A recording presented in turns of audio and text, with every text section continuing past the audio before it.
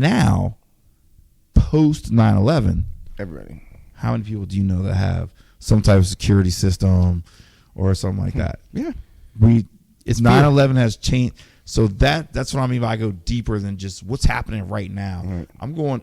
That's why history is important. You have to look at history and what has happened throughout history that has changed our society and changed the way we do things. Again, this is not 1954 where we're coming in with our Apple and saying, "Hey, Miss Jones, da da da." We have things like 9/11. Parents now fear when their children leave the house. I'll give you one better. Go ahead. Think about, you talked about pre-9/11, post-9/11, pre-COVID, post-COVID. Oh yeah, okay. Absolutely. That's a whole other level. COVID has changed a lot of things. Absolutely, and it basically showed a lot of broken emotions in people. Absolutely. Because when that isolation took place, it was a thing. Like a lot of marriages broke up, a lot of relationships broke up. A lot of kids saw their parents in a different light. A lot of parents saw that their kids had issues because they had to see their kids. Well, they had to see their kids at home. What they are. Yeah, well, that's sitting right there. Sitting at the table.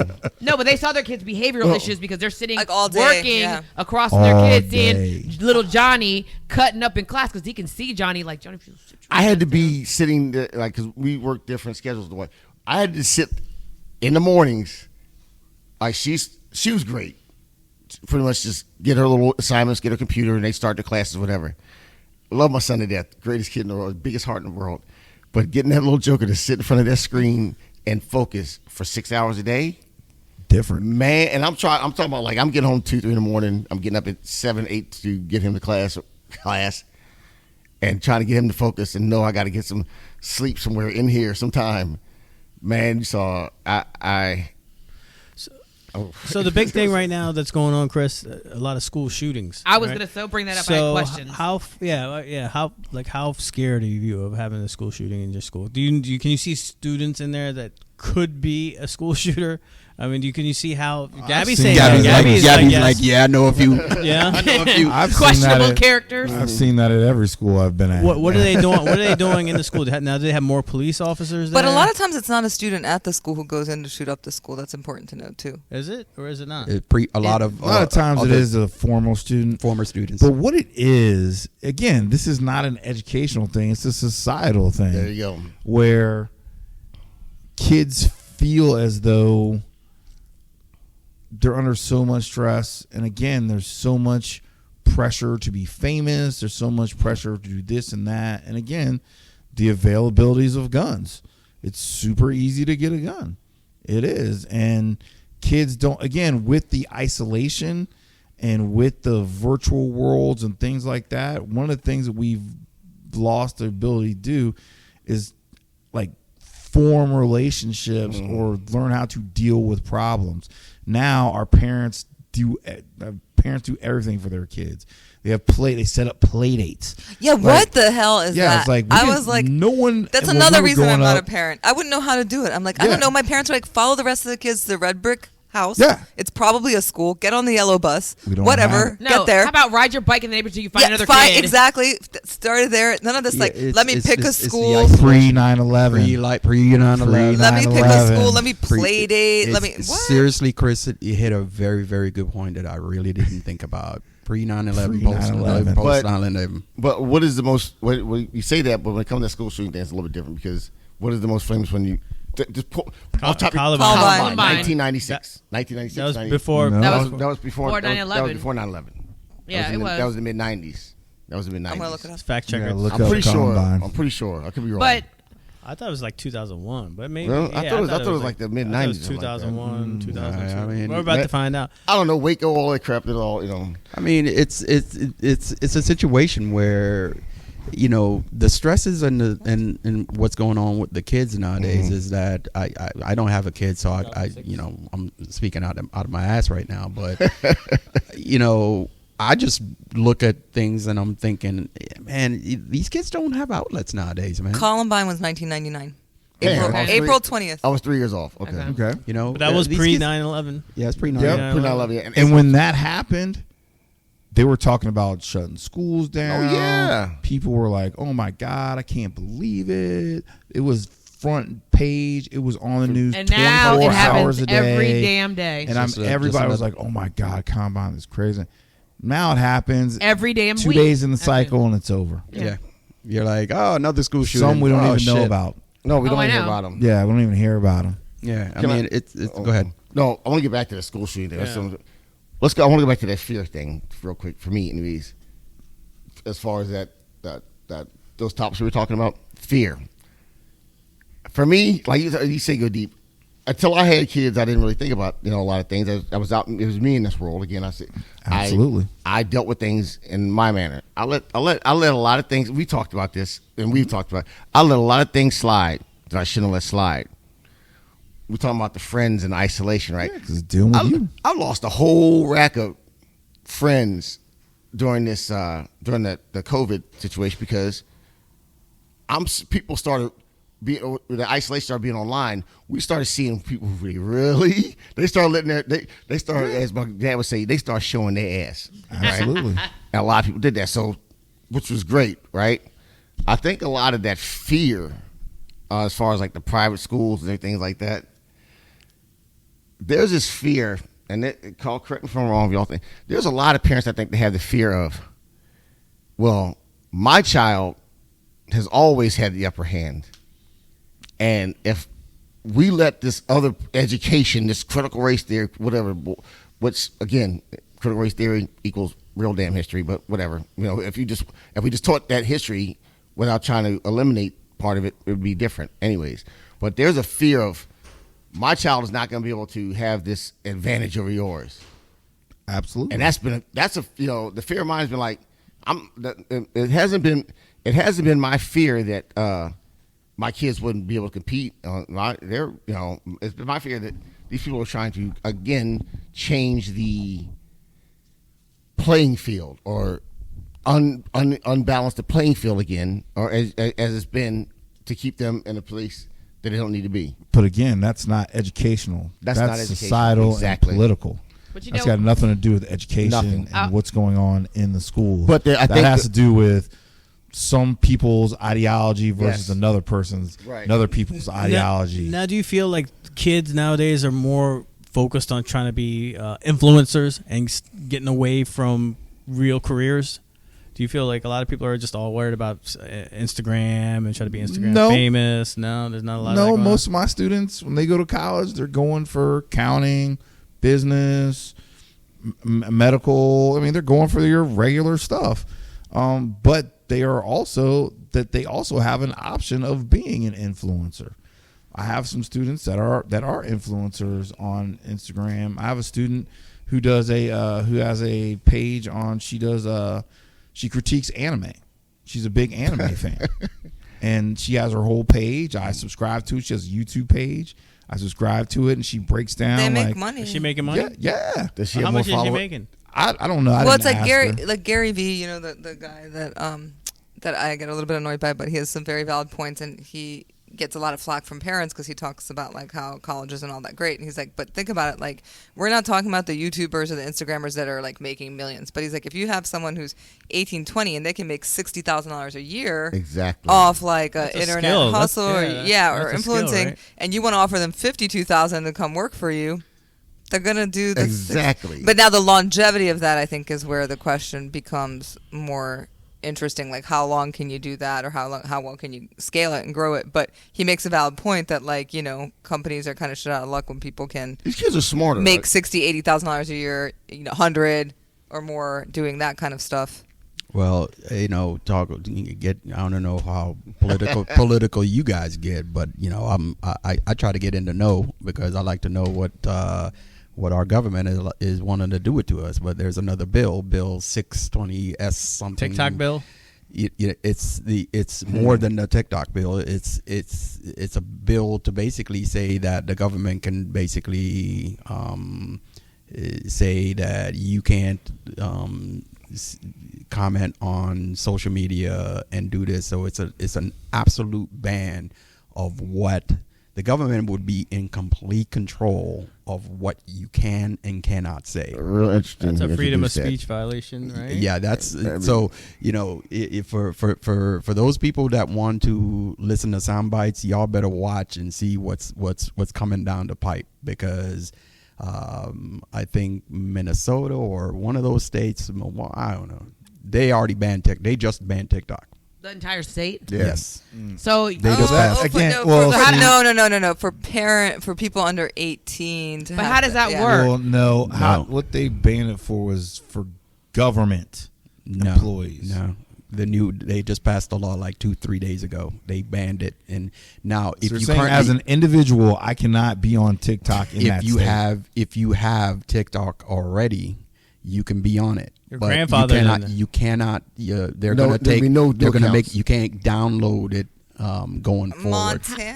Minnesota. So if I live on the border of the two states and I walk across the street in another state, 2 dozen and states, I download it, am I now a criminal? You're a felony. You're a felon. That is. I'm not saying that.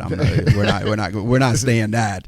I'm just saying there's a lot of ambiguity in that law, and now we go into a whole thing of states' rights, and half of U.S. states have banned TikTok on government devices. Montana took an unprecedented step Friday as lawmakers passed legislation prohibiting downloads of the app throughout the state. Okay, but with a state that has twice as many bison as they do people, I'm not really paying attention to these. I mean, you're talking about Montana just eliminated TikTok. Yeah, but no, I'm not sure. No. To download it, you can't download it. If you already they even have Wi-Fi. I mean, really. If you the bill's champions have admitted that they have no feasible plan for operationalizing, English is my second language, this attempt to censor American voices, and that the bill's constitutionality will be decided by the courts.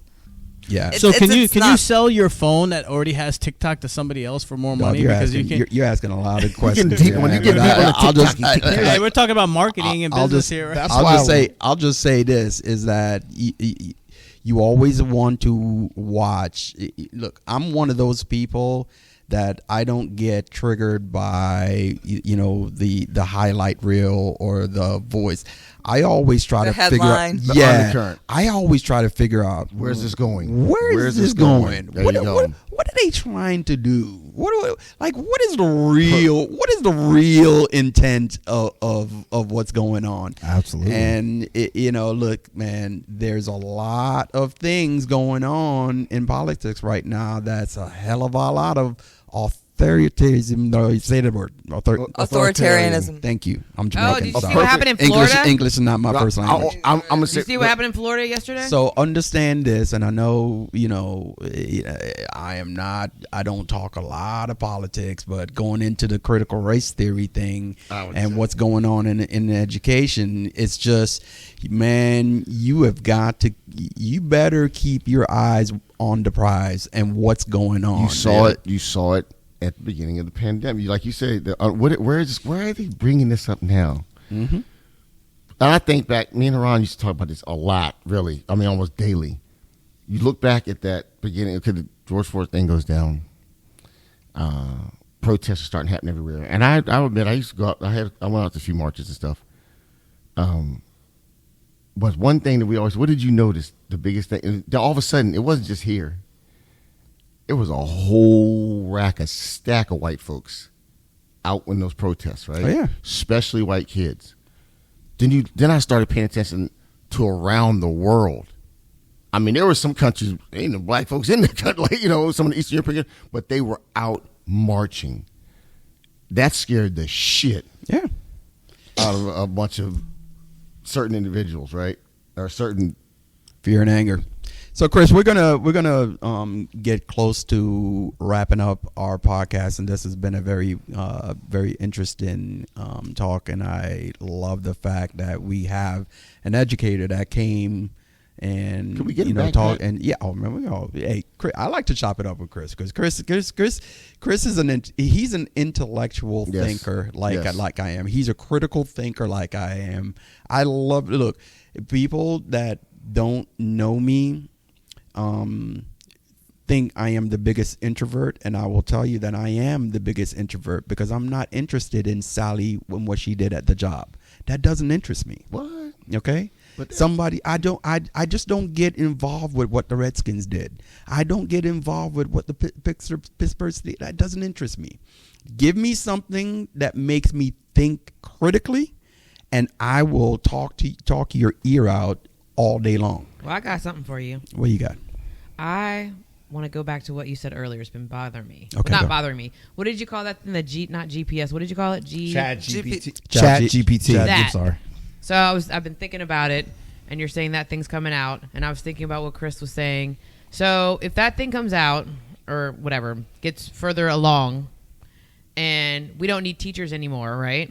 And we already have the internet, and I actually have like several questions. So one of my questions was for Chris was like, so with the internet and everything, so the kids are moving faster now, and I don't know if teaching the way that we do can keep up, especially since we had the COVID and everybody learned from home. Can the teaching system keep up the way it can? Then we have the whole gun shooting thing at the schools. Well, if people can be at home, what's the point? We can kind of like kill two birds with one stone. Then we have what do you call it again? General what? What is it? GP? What is it? Chat GPT. That thing. I don't know why I can't think that thing.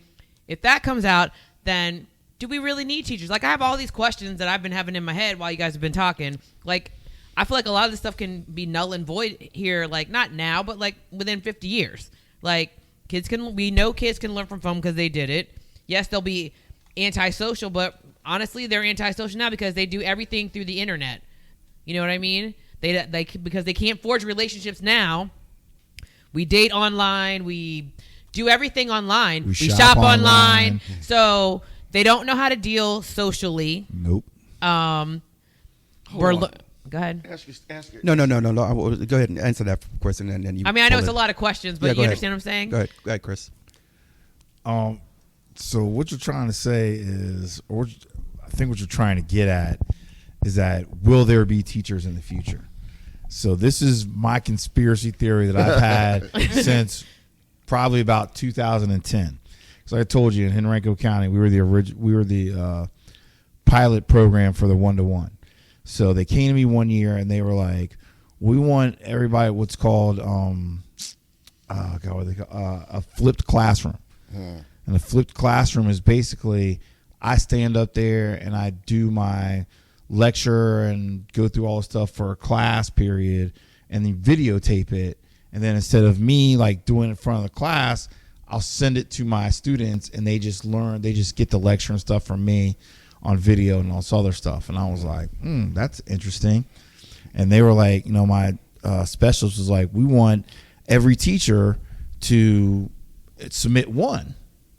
And then that way, we'll have a catalog. And I thought to myself, I was like, well, if you're getting one person to just videotape these things, I was like, then you don't need me to teach the class. Mm-hmm. So the theory that I came up with, call conspiracy, whatever, within the next 20 years or so, the super rich and elite will send their kids to private school because teaching helps in the fact that you can give kids work to do, but it's the teacher's responsibility to kind of guide you through it and to give you examples and say, hey, you need this because in this profession or in this club or in this something. That's what a teacher does. We guide you. We are your leaders. We are your teachers. Mm-hmm. We're not telling you how to learn. We're guiding you how to learn. So the rich kids will be able to afford private school and they'll get the, 10 kids in a class and the attention that you need from a teacher and all, and they'll be able to ask direct questions and all this other stuff. Plus they have the influence and the rub shoulders. Yeah, and they'll get the technology and all this other stuff.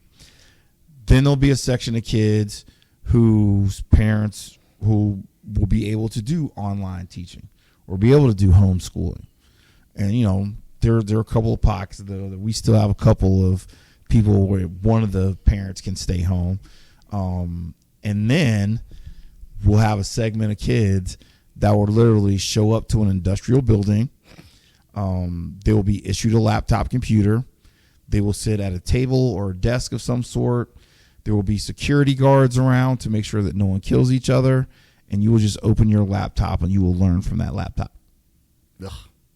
And that's how education is going to be in like 20. And 25 again, years. That's what I'm forcing it to. There's a saying, an uneducated populace is a controllable populace. right.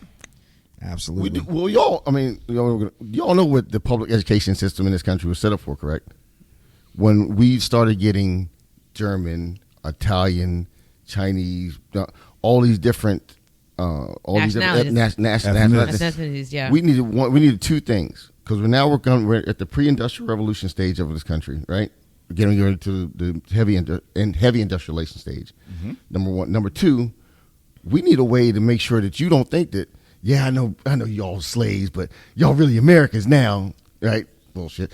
I know y'all are Slovenian, but no, you're really Americans now. So we need a way to I'm Hungarian. Hungarian, but you know what I mean.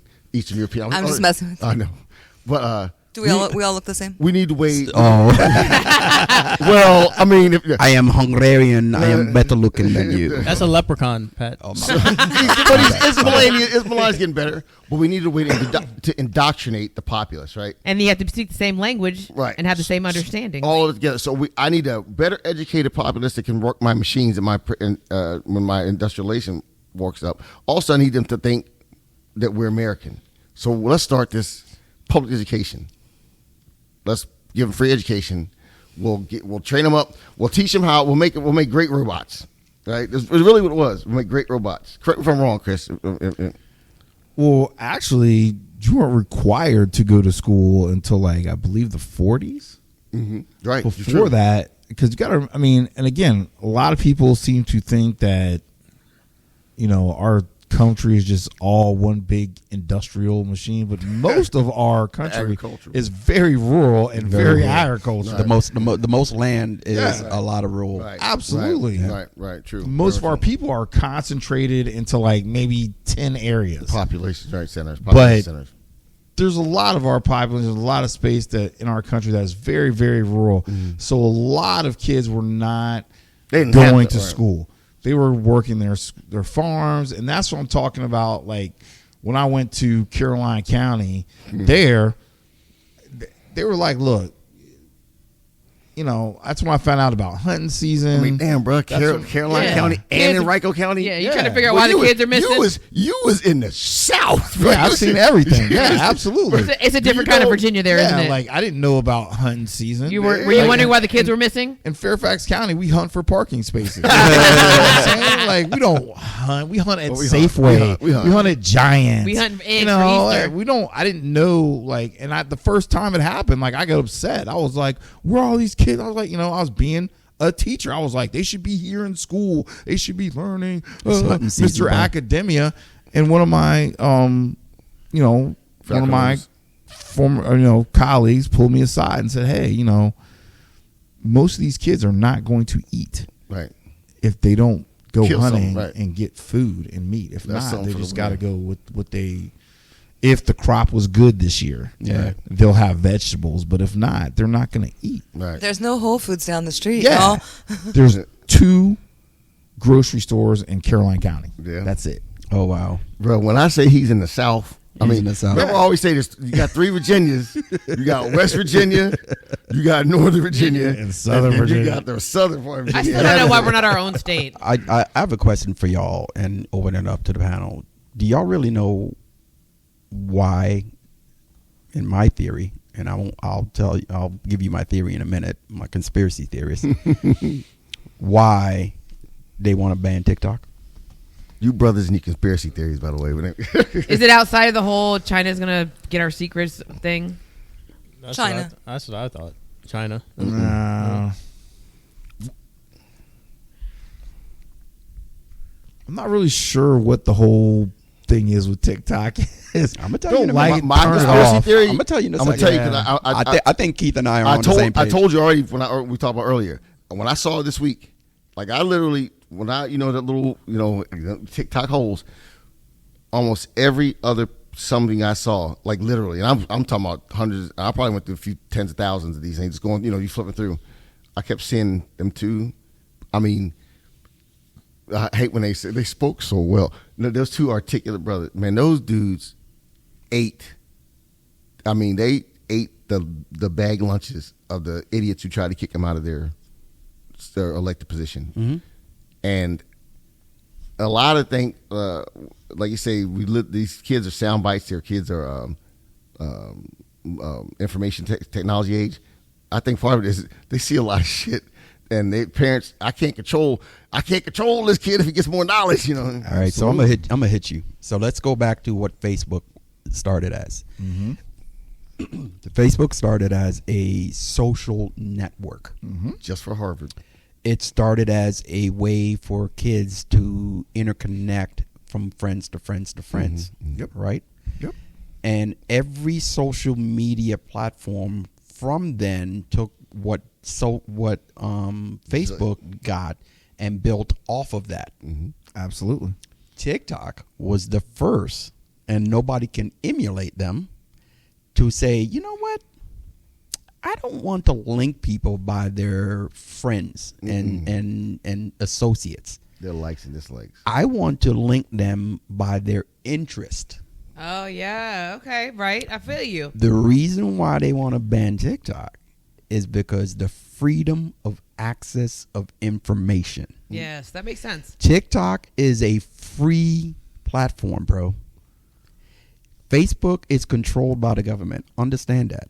They will block a lot of content that they don't. Trust me on that. But TikTok is controlled by Chinese government interests and their lobbyists and the lobbyists that work for them but the here. thing is, whatever you like, if I like you, Right, like you know how TikTok's different for Chinese kids, right? Like they don't let them have the same access. Well, they don't get any access. Right, but yeah, so it's like to brainwash our American understand, kids. but it's not even that. It's not even that. You know what TikTok here is doing is they're saying, here, Learn. go, be, Right. do. The Chinese government are saying, no, we control you. We're going to control what you want to see. But isn't that democracy? That's part of that First Amendment that says that we have the right to know that information, Right. to speak that And information. this is We have in China, they don't. yeah, And we have this a is whole why- FOIA. and that is why it's banned over there, because they want to block and show you what they want to show you. Yep. And TikTok here We have is saying, go be. we have You we That's have, wanna part be- of our society. yeah, though. we have FOIA, Freedom of Information Act. But understand this. The powers to be, the people that actually run and own this country, they don't want an educated populace, bro. No. They don't Of want to course see. not. They don't want to see. Dog, do you think? No, I said of course not. I'm agreeing Yeah, with you. I know. But do you think this whole Tennessee thing that happened would have blown up like it did if there wasn't TikTok? No. I really want now because If there was Facebook and Twitter, yes. And Instagram, That was yeah. only I one- don't think it's just No. TikTok. It would've- It's would've all been- based on an algorithm. Yeah, it like is. all that, like all the stuff you see on Facebook and whatever the Instagram.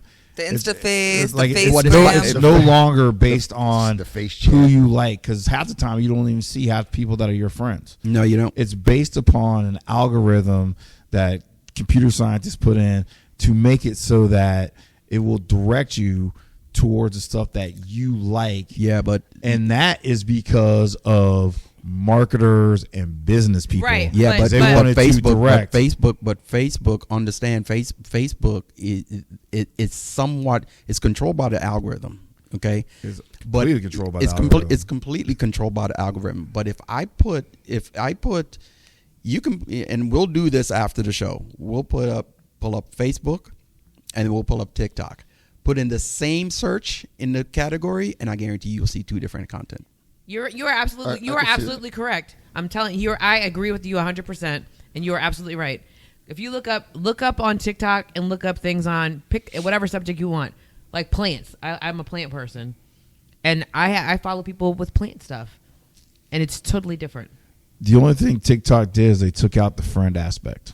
Yeah, But did. I think we'll see where Pat was going with that, because when it's just friends, when I just share stuff with my friends, Yeah, they It's just like- take out the like friend groups, aspect. like groups, But- like groups. Yeah, when- they said screw your direct friends. We're just going to go with what you like in general. and there's a lot more people that get a hold of your content through TikTok that way than, like you say, Facebook, Instagram, whatever. Yeah, 'cause because you're not going through your friend Right, it's list. going- You're and going through There's a new just thing a now too. general What's the Yeah. new all thing?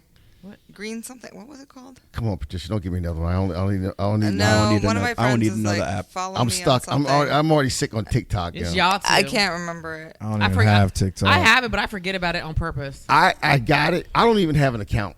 I got, what do you call it? You sign in, but you don't have your thing. I just have where I can scroll and look through shit. Yeah, I had to get off the rabbit hole a few minutes, but listen, man, Chris, it's been a wonderful talk, man.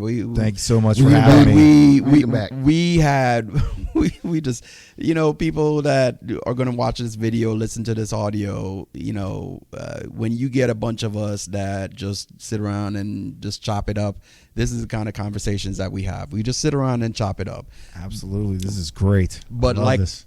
I said, and all the podcasts that we have, we like to close out our podcast by serving purpose, right? At Real Energy Podcast, we like to serve purpose. So as an educator, as a parent, as a young man growing up into this world, what would you like to impart on people about education, about what you're doing in your household to influence young kids? Impart some knowledge on us, please. Give it to us, Big Cat. First thing I want to say to everybody is that 90% of the things that are happening in schools are absolutely great and tremendous. We have brilliant kids out there that are learning and giving us new things every single day. 90% of what goes on in schools is absolutely great.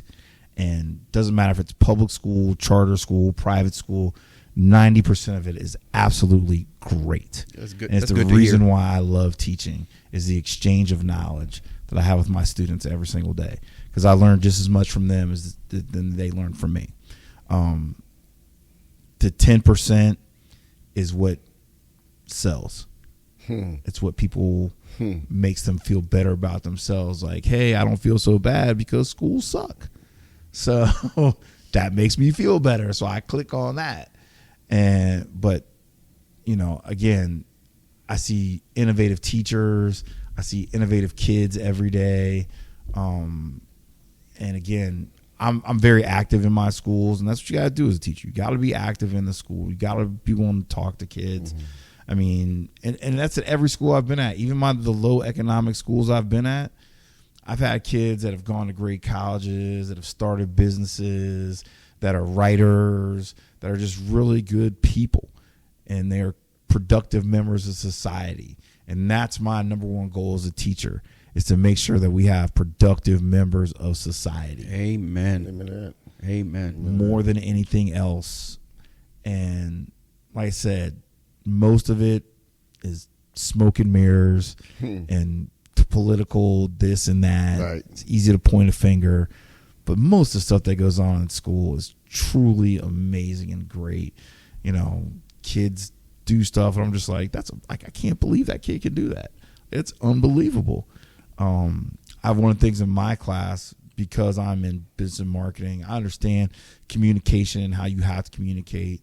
So I do a lot of projects, do a lot of project-based learning, and kids have to give presentations. I'm very big on giving presentations, because even if you want to work by yourself in your own business, at some point you have to do a presentation for a bank, for a potential partner, for customers. At some point you got to talk to somebody at some point. So I'm very big on teaching my kids how to do a presentation, what to do in a presentation.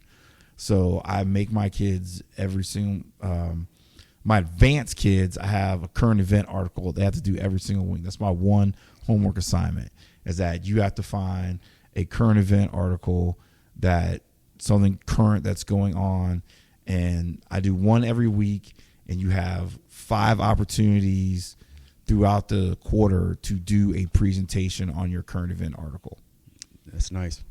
I like that. So that way, not only does it keep them current with what's going on in the world, but it also gives them communication skills so where they can stand in front. And I have some kids that cannot do it. Yeah. They suffer through anxiety, they have learning disabilities and things like that.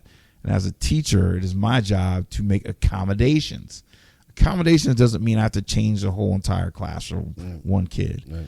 Accommodation means that if the kid wants to come after school and do the presentation just to me, I will allow him to do that. Yeah, that helps with their anxiety. They feel comfortable with that one person. Right. The It's not- anxiety comes from the 30 people that they got to stand out there and look at because they're their peers and everything like that. And they don't want to get laughed at. They don't want to get, things like that. But they don't mind doing it in front of me.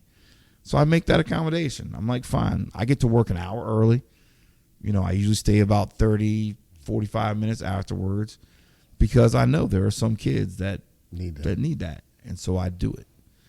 And like I said, you have to, and to be a teacher and to be in education, again, the second someone starts talking to me about, hey, how can we make more money? Is there any ways? I automatically go, number one, you're either going to be an administrator or you're going to be out of this business in 2 years because you cannot do it for the money. Right. Yeah. And again, we need more money. I'm not saying don't pay teachers. Teachers definitely need to be paid more money for the amount of expertise that they have. Absolutely. But being a teacher yourself as a human being, individual, when you go into teaching, you have to do it because you love people and you love seeing people learn and you love it when that kid gets it. Yeah. And that's the number one thing is when they get it. I said, you asked me, what's a bad day? Bad day for me could be, kids just not paying attention if they leave trash, or they're just not getting something. You're just like, I don't understand why they don't get it. I don't understand. Like, it's so easy. And it's easy for you. That's another thing that teachers have to struggle with, that most teachers were generally the smartest kids in class and that stayed in academia because it's safe for them. And so they stayed in academics because that's what they're good at. And they became teachers. And so concepts come very easily to us. And we're like, I just get it. It's like, I don't understand why this kid doesn't get it. Like, Why doesn't Billy understand this? Yeah. It's kinda But like- again, they don't know. And so as a teacher, you have to be able to communicate with different types of people. It has to be everybody because there are kids, again, as a public school teacher, not all of my kids come from the same cul-de-sac and all live in the same neighborhood and all have the same, everything's absolutely equal and everybody do it. No, I got some kids, like literally, that have butlers and nannies. And I have other kids that have to work in order to pay so their family will not get evicted from their home or there will be food on the table. And I have those exact same kids in the exact same class trying to learn the exact same thing. Yeah. So it's very difficult to try and do that. And you have to understand that that's the situation that you're given. And you have to find a way, which is why, like I said, being a teacher, we don't get paid enough because we have to figure that out. We have to make decisions. We have to say, hey, Johnny, if an administrator walks in your class and they're like, why is Johnny asleep in your class? That's not a discipline problem. Johnny's probably super smart and gets it. For example, my son is an academic kid. He's very, very smart. He's going to be valedictorian of his class. All right. He's an academic guy. That's his thing. And he literally told me, he was like, Dad, I did not need elementary school. Me and his mom stopped going to back to school, not because we didn't have time, but because we got tired of hearing the same things like, well, basically Matthew just is my assistant teacher. And, so he's far ahead academically. So to have him in the same class of a kid who's not very ahead academically, it's very tough on a teacher because you got to make Matthew the assistant. You can't really give him too much time because this kid over here can't even read. He's on a second grade reading level in the 6th grade. Right. Matt's reading college. Yeah, my son For was a year. Yeah, my kid was reading college level in elementary school. Right. Yeah. Like ridiculous stuff. And then he's in the same class. An instance as a parent, he had a class where the premise was, it was in 6th grade, like because their middle school is 6th, 7th, and 8th. So he got in 6th grade, and they gave him the advanced 6th grade math class. So the thing was that at the beginning of each unit, they gave a pretest, and if you got 100 on that pretest, that meant you already knew what the subject was, and they sent you to the library to just do whatever to make up for other classes, but just for that unit. And so one day I talked to my son. I was like, "So son, how's school going? What's it like?" He's like, "Well, I spent a lot of time in the library." I'm like, "Why?" He's like, he told me what. He's like, "Yeah, I keep getting hundreds on all the unit tests." And I'm like, "So basically you're just sitting in the library during math time. Wasting time." He's like, "Yeah." And I was like, "Nope." So I immediately went to go talk to his counselor. His counselor put him in 7th grade advanced math class, and he was still Testing Testing out. out. still testing out. He won the number 1 7th grade math student in 6th grade. But he's the exception, not the rule. Chris, Exactly. man, I definitely appreciate you coming on the show, brother. It's been a pleasure. Thank you. Having you on, brother. I say to you that you being a teacher, because a lot of what I have and the things that I have were due to probably 3 people in my life, and I can name all 3 of those teachers. Miss Scott, okay, Very smart lady. Had her. that taught at Falls Church High Yeah. School, okay, Very very good very teacher. smart. Miss La Violette. Miss Love, Miss my Love, girl. very good teacher. Miss Love taught me who I am as a person. Okay. Mhm. And the other one was he was an administrator, big tall, big black guy. Mr. Powell. Mr. Powell. Mr. Powell. Absolutely. Mr. Powell used to pull me aside and give me a lot of, "Hey boy, come here for a second." And I do it all the time. teachers are definitely needed. To answer your Tanya's question, teachers will always be needed. Yeah. Yeah. Absolutely. Teachers I will get always that, be needed. but I'm just saying in that format. Yeah. But Yeah. you're right. Teachers That's are right. always needed. Yep. It's about I'm the a natural, money. The Yeah, grift. I'm a natural teacher. Yeah. But I just meant in that format. Yep. Thank you for joining us on this episode of the Real Thank you Energy all so much. Podcast. Be sure to look at our videos on YouTube at Real Energy Podcast. Listen to all of our audio podcasts on all your audio platforms. As always, peace. Peace and hair grease.